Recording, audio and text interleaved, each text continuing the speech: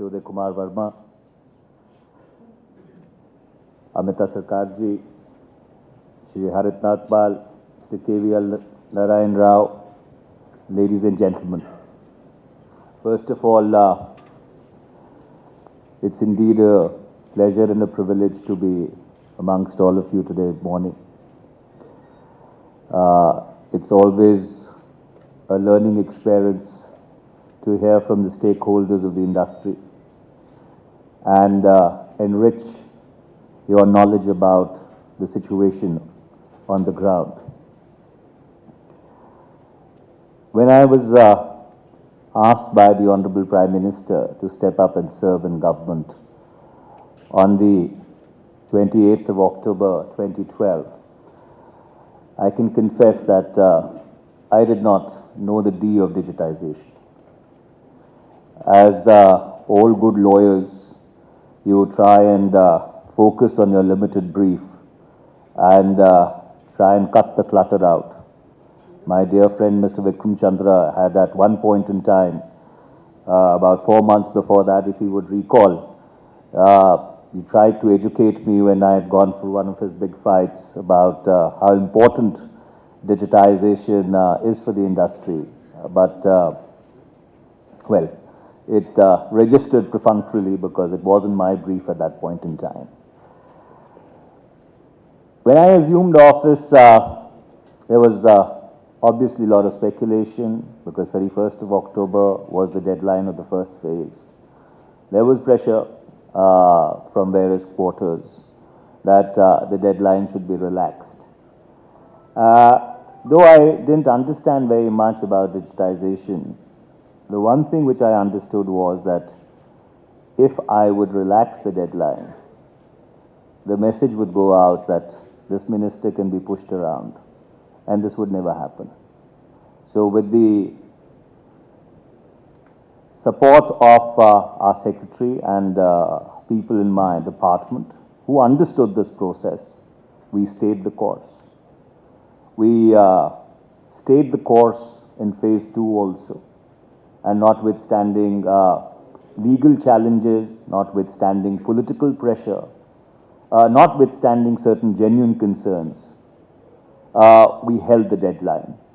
And I think all of you around this table can give us an E for effort for that. It is not that government has a magic wand and in the process of 4 months, we would be able to possibly correct every anomaly which is there in the broadcasting sector. It's a sector which evolved first and regulations and laws came in later. So therefore, it's been a bit of a mixed bag where the march of technology in certain cases has overtaken the creation of a substantive regulatory architecture in this field.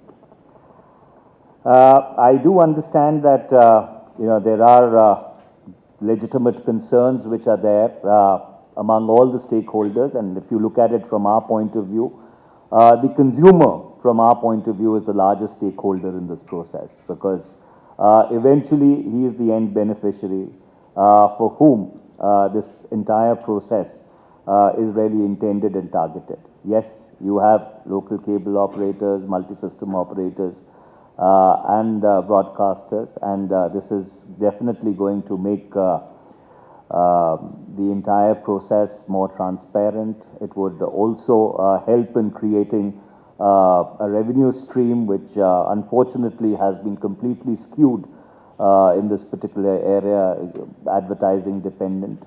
There are certain concerns, which the last mile operators have, and I think it is incumbent upon the industry also to intercede, sit amongst yourselves, and see that all the players or all the stakeholders in this particular area do have this feeling at the end of the day that there is a win-win situation.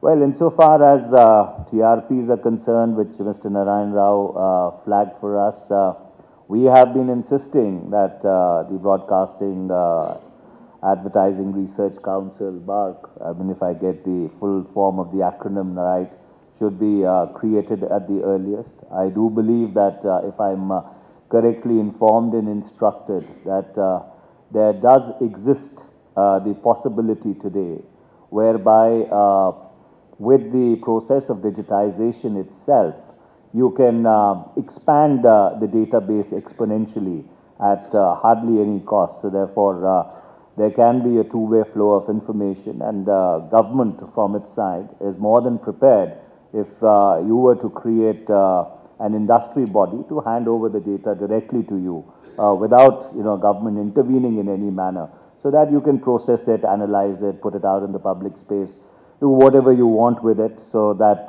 you can have a larger sample size.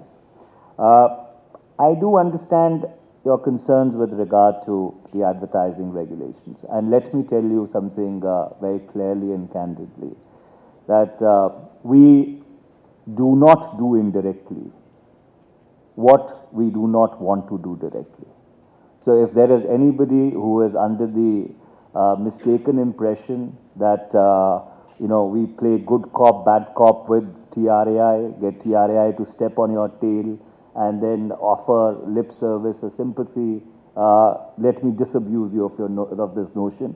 If we wanted to really enforce the regulations, because it's a part of the licensing conditions which you have voluntarily undertaken, we would have done that directly. So that has not been our intent ever.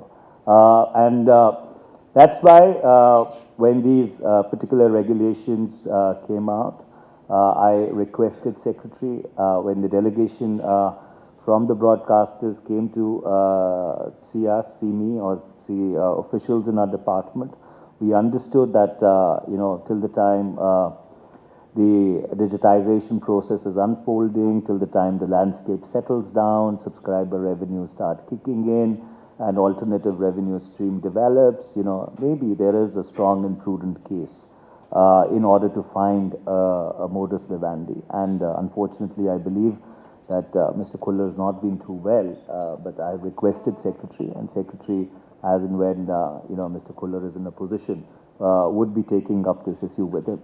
The last thing which I just wanted to leave as a thought for all of you around the table. I have spent a fair amount of time in the telecom courts. I'm familiar with the telecom the TRAI Act. And if I understand it correctly, the Act, when it was initially conceived in 1997, never intended broadcasting to be a part of it. It was only in 2000 when the Act was amended, the TDSAT was created, a proviso was inserted whereby government had the flexibility of adding broadcasting to it. In 2004, by a notification, we decided to hand over some of the consultation process, which in terms of Section 11 is statutory in certain instances, is recommendatory in other instances to the TRAI. And that's the way it has stayed over all these years. The broadcast has grown exponentially. It has its own very peculiar, very unique characteristics. And it requires the kind of undivided attention and the focus which a regulatory body needs to possibly bring to it, without casting any aspersions on the work of the TRAI, which I think has done an excellent job, and it is manned by some excellent and eminent people who've spent a lifetime in public service. Maybe the time has come for the industry to reflect on the fact whether on the techno-commercial side there is a need for a separate broadcasting authority. The reason why we do not suggest it is because whenever we suggest something of this sort, the tail of the industry goes up, thinking that we want to regulate content. That is not the intent, notwithstanding that there is a High Court judgment, in which there's a clear direction to us, notwithstanding the fact that there's an earlier Andhra Pradesh High Court judgment in which there was a clear direction. And as I repeatedly keep telling our friends, that regulation in the media space on the content side is not going to come out of the political executive. As and when it comes, it is going to come out of the judicial process. And unfortunately, people say that I have a black tongue, and it seems that I'm getting proved correct sooner than later. But be that as it may, that is another case. So therefore, I just wanted to set your mind completely at rest with regard to any intent that we may have on the content side. But I would strongly recommend that on the techno-commercial side, the industry should give it a serious thought. Insofar as some of the taxation issues are concerned, I think we need to go into it more in detail, because the finance minister obviously has his own imperatives. He has a revenue generation remit, but that revenue generation remit obviously has to be balanced with the growth of the industry. And if there is a legitimate case for intervening, you can be rest assured that we would intervene, and we would try and ensure that the playing field is level. Thank you.